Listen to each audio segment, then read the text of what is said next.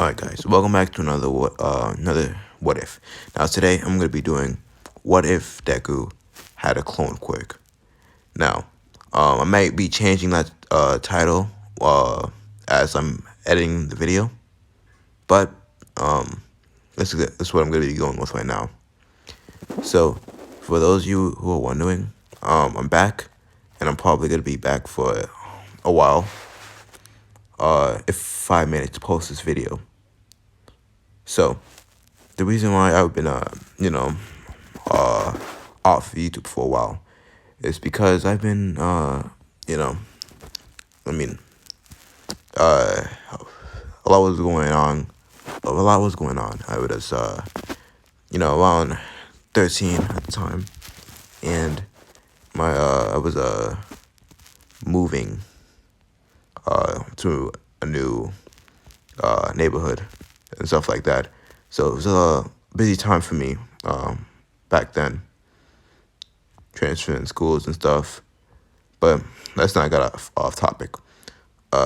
It's also the fact that doing what ifs almost at a daily level and never finishing them really got to me, because I was thinking, what's the point of doing all these what ifs? And I never finished not a single one throughout my entire run at YouTube. I haven't finished a single what if. I haven't labeled any video the final or finale. So that really got to me. But now I've come with a new mindset to do what ifs one or two at a time and not rush things. So hopefully I could finish this what if. And if not, then at least it'll be a fun time for me, or a good video for you guys to watch. So without further ado,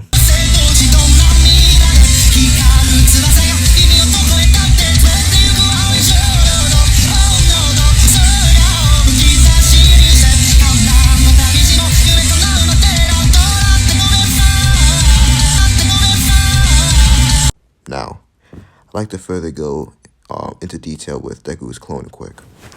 Unlike Twice's, his clone's going to be tangible and human, very much human, in fact.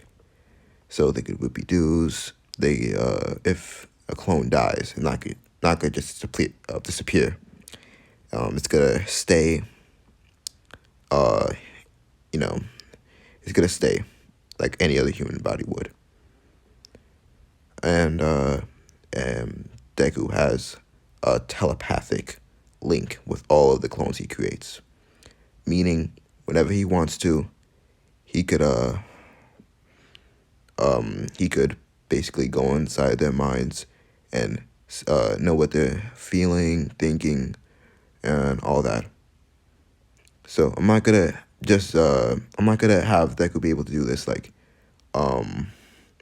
all the time, because it's gonna ruin some of the plans they have in the future with the clones and all that. So I'm just gonna say whenever Deku feels like it, he could just go inside and the clone's mind and knows and find out about the feeling and stuff like that. So with that in mind, let's get started. So we skip over to when Deku is, let's say 8. Yeah. He spends 4 years getting picked on for his quirklessness. And Zaku's never found out about his clone quirk, because it takes concentration and visualization for him to even produce a clone. So we go over to the lunch table at school. Deku's eating his lunch, he's relaxing, and all of a sudden Bakgo comes up and just throws his tray of food all over Deku. So Deku is covered in the lunch food that Bakgo was eating, and Bakgo was berating Deku, calling him quirkless, all of the rhetoric he was speaking. You know, at the time, like at the start of the anime, and like so he's as bad as the anime started. So Deku, he's still timid. He's shy. He hasn't broken out of his shell and gained the courage to stand up to Bakgo. So he's just like looks at the ground. So that happens, and we skip to, let's say, at this school gate where Deku is walking out of the school, and Bakgo comes to confront him once again, and says, "You're nothing. Like the world will be better off without you." And he and Deku, he finally snaps. He's been talked down to by Bakgo time and time again, and every time he gained and that one time he gained the courage to actually confront Bakgo on his misdeeds, like his bullying, was 4 years ago. 4 years ago on that day at the playground, and he hasn't confronted Bakgo since. He's just been subservient to him. And Deku, he had enough.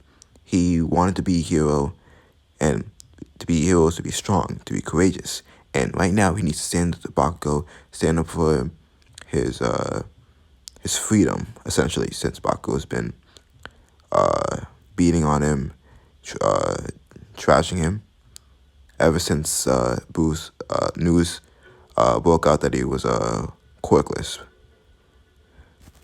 So, without another word from Bakgo, Deku raised up his fist, gets in a punch, doesn't know how to punch, so he just like straight out just punches him, like with no stance, no nothing, and says, "I'm tired of you always telling me what to do, Bakgo. Just because I'm quirkless doesn't mean I'm useless. I'll become a hero no matter what." As he says this, Bakgo is caught off guard. He doesn't expect this random for this random day for Deku to just attack him out of the blue, because Deku's always been shy and stuff like that. So Deku just attacks Bakgo when he sees that Bakgo is essentially not doing anything.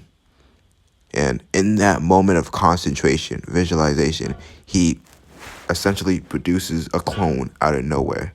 Since he's never been that concentrated, he hasn't been fighting before.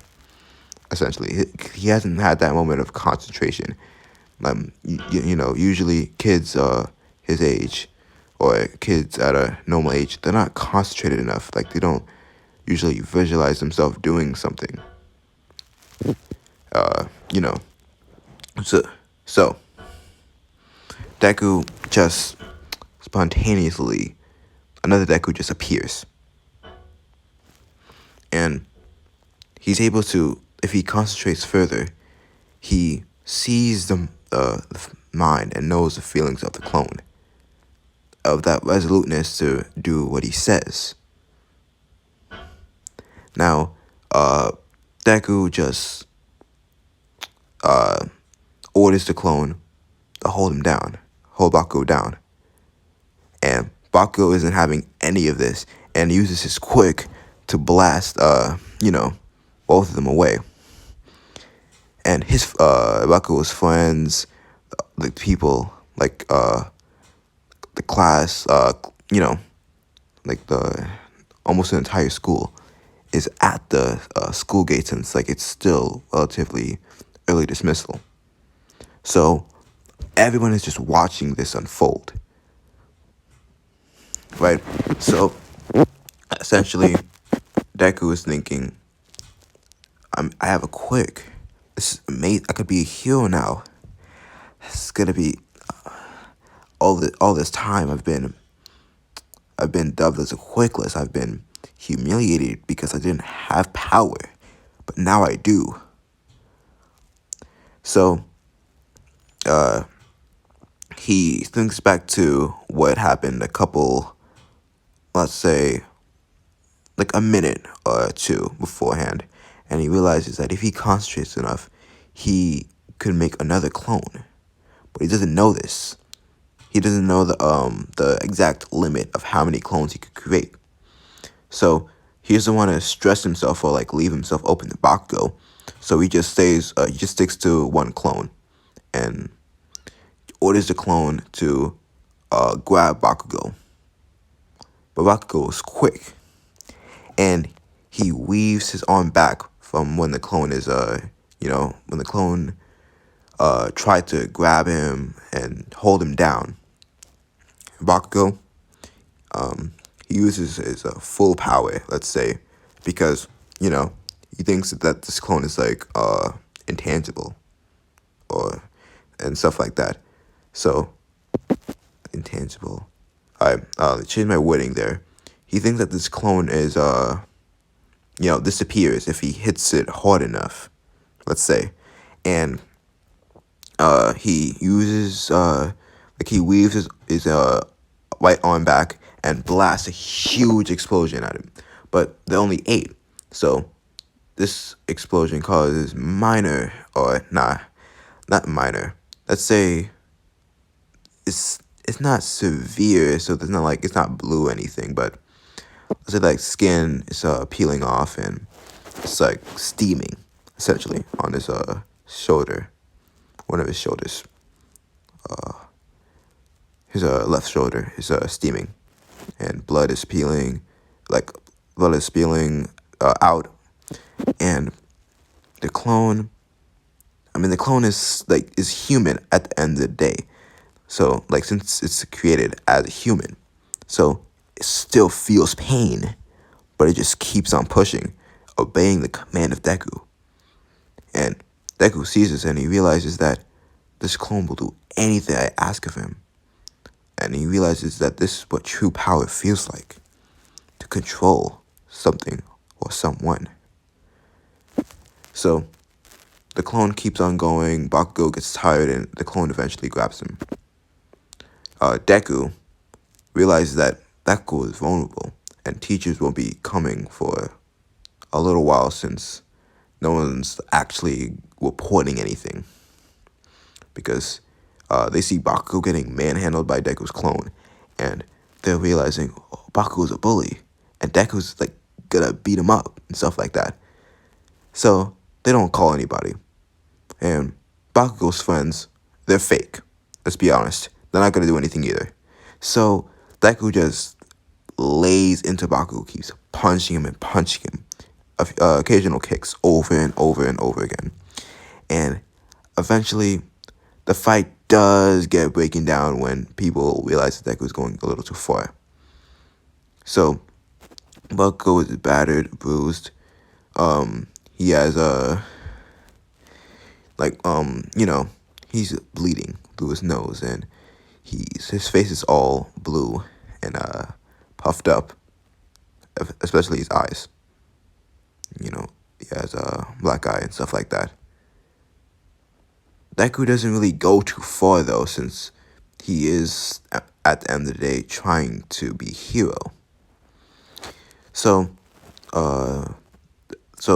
basically, they go to the nurse's office at the school, and after that, they go to the principal's office, and their parents are called.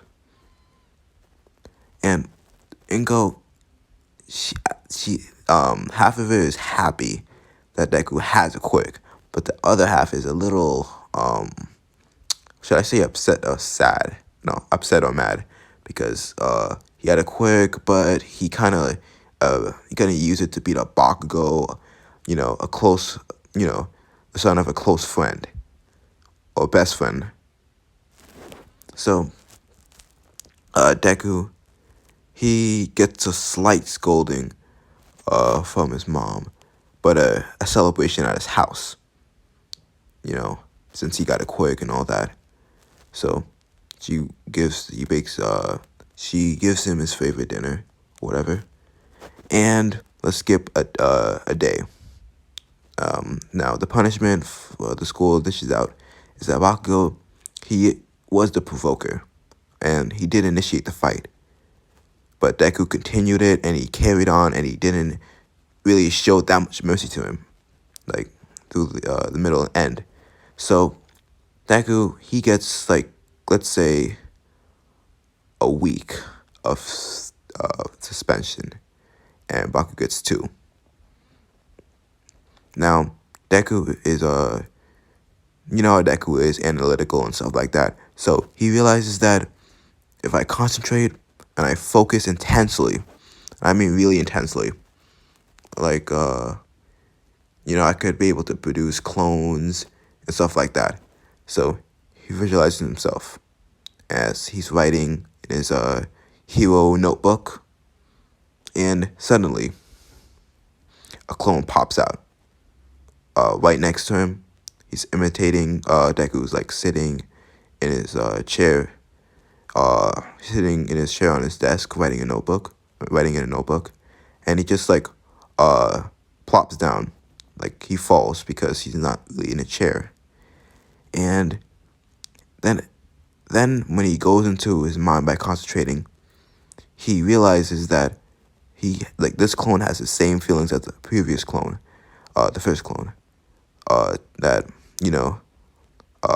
I will obey my master, or should I say master, or I will obey my original, something like that. So let's get into the other clone. So the other clone, like people like Ingo, the principal, they don't know what to do with him. So they just give him off to Deku for him to do whatever he wants with him. Right? The doctors, they realize that after they perform like tests on the clone, like hit it, like tests on the clone that would usually end up in the clone breaking or like disappearing, and it doesn't happen. So they see if they test the limits. Well, no, not the doctors. Doctors just give him a shot, or like see if blood comes out of the clone, see if it's real, and they just give him off to Deku for him to do whatever he wants, since it is his property after all. And Deku, he feels amazing. He let out his pent-up frustration at Bakugo. All of his frustration about how the world treated him, society treated him, and he left he let it out mostly on Bakugo. There's still some left, but he feels fulfilled now, content, and he realizes that if he could do experiments on the clone, then he could end up like, this clone quirk is really powerful. He got told by his parents, doctors, that this clone is is a human copy, a little human copy of himself, genetically and all, and could retain in the human world, basically. It can't disappear and stuff like that. So he tests the boundaries of what it could sustain. Essentially, he beats on the clone. Now this is uncharacteristic for Deku, but you have to remember here that he wants to study his clone quirk further, see if the doctors were wrong, stuff like that, because he wants to be a hero. Like, he can't just rely on what other people tell him, because if he did, he would be working a 9-to-5 job because people would tell him not to be a hero. So essentially, he beats on the clone until what would be considered the clone disappearing happen, but it doesn't. The clone is still there, and it's not badly hurt. You could still recover, but the clone's arm is broken, and it's the clone is visibly hurt, not emotionally but physically, since it's obeying its original. So Deku essentially no now knows. Like he doesn't fully know since he didn't kill the clone, but he knows that the clone could sustain like a good amount of damage. Since usually, if a good kick or good punch, destroys the clone. But the clone could sustain after getting his arm broken and getting battered. It could probably sustain from what a human could sustain from, like without dying. So basically now uh we skip a couple months, right?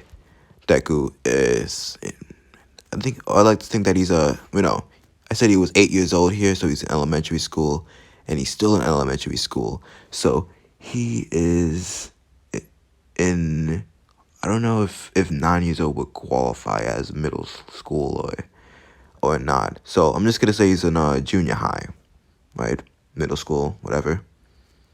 And you know, he starts training his quirk relentlessly. Like he realizes that he could he knows the thoughts and feelings of the clone, the specific clone, if he concentrates enough. It looks like a network. So essentially, he starts training himself and his clones. He doesn't really want to make more clones since, if he does, like he can't just make them disappear. Like they are still there in the world. So he doesn't want to kill anybody at this point. And even if there are his clones, he has this like nature about him, Deku, and he doesn't want to kill anybody. So even if it's a clone of his quirk, a clone equation clone, even if it's like the human is a clone of him, he doesn't want to kill anybody, essentially. Alright, so skip over to Bakgo. Now, Bakgo spent the last few months like angry. Like he's like I think he's a little bit fearful of Deku, like just a little bit, a smidge, but he is kind of angry because he picked on this you know seemingly quirkless kid for a considerable amount of time, for almost as long as he's known him, right? So basically he like doesn't like the fact that now like Deku is his own person. He's not following him anymore, and Bakgo is mad because he bullied Deku, and he wants that control over him back. So you know he essentially out of the blue, after a couple months of Deku discovering his quirk, training, Deku is decided to train himself and his clones. He uses he convinces his mom, Ingo, to buy boxing gear and stuff, a punching bag. Even though he's 8 years old, but Inko realizes that Deku wants like uh Inko justifies to herself by thinking that Deku just wants to vent, that about his like quirkless life for 4 years, now discovering that he had a quirk, and now everyone's acting different towards him and stuff like that. So she buys him the boxing gear and a punching bag, and he uses this to strengthen his body, doing regular calisthenics. For he does. He tries to push himself, but to an 8-year-old, that's not very much. So he's kind of buffer, swoller and stronger than the average 8-year-old, which is a lot. So Bakgo randomly out of the blue, as soon as first period ends. Well, no, not first period. Let's say before. Let's say during lunch, right? He randomly tries to attack Deku, and Deku was not prepared for this at all. He thought Bakgo would leave him alone, and now that since he beat him up, Bakgo hasn't really spoke to him, like gave him angry glares, sure, but attack him again. He wasn't prepared for that. So Deku, he moved out of the way swiftly, and retaliates by punching Bakgo in the gut, and Bakgo just breathes heavily. He was breathes heavily like after the punch because he was left breathless, and he basically just thumps to the floor like he's like on his knees. So you know, Deku begins to yell at Bakugou, saying, "What's wrong with you? Thought I proved to you that you shouldn't mess around with me anymore. That I was my own person, and I'm not even quirkless anymore. So why are you trying to bother me?" And Bakugou's like, Bakugou's like, because to me you always be quirkless, that little quirkless Deku, and uh, you know, Deku is visibly angry by this because he thought that that if he proved himself to Bakugo, or that he like beat up Bakugo, that he would just leave him alone and let him, be a hero. And so Deku just attacks. He attacks Bakugo without any clones or anything. He just relentlessly attacks him over and over and over again. And even throws a lunch tray at him, which is metal, by the way, just for more effect. And he just hits him on the head with it over and over and over again. And essentially, the security, well, no, not security, teachers, and teachers break up the fight, and Deku gets, I'm gonna say, should I suspend him again, or should I just give him detention? Now, I'm gonna say suspension because hitting somebody on the head repeatedly with a metal tray, it's suspension worthy. So he spends his like, let's say he gets let's say he gets like a couple, not a couple weeks. So let's say he gets 2 days of suspension since Bakko provoked the fight again, and they wanted Deku to resume his studies and stuff like that. Deku's kind of a smart student and stuff, and they're acting different towards him now that now that he has a powerful quirk. A quirk that allows you to replicate yourself perfectly, and the clone could sustain itself like a normal person. That's very powerful. People would think Deku's gonna be an amazing hero with that quirk. So they let him off easy. He gets that Bakko treatment, and he's angry. He's angry at the world for treating him differently, because he had a quirk, and now he like the total 180 when he does.